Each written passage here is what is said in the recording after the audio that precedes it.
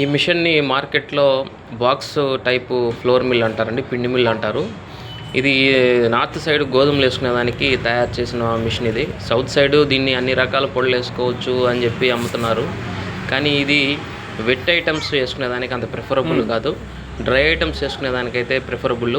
లోపల గనక మనకు చూసినట్టు ఒక చిన్న హోల్ ఉంటది. ఆ హోల్‌లో నుంచి గోధుమలు గానీ, రాగులు గానీ, సజ్జలు గానీ, జొన్నలు గానీ ఏసుకోవచ్చు.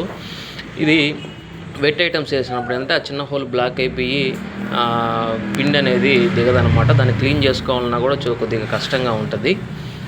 కాబట్టి ఇది వెట్ ఐటమ్స్ వేసుకునేదానికి అంత ప్రిఫరబుల్ అని నేను అనుకోవట్లేదు.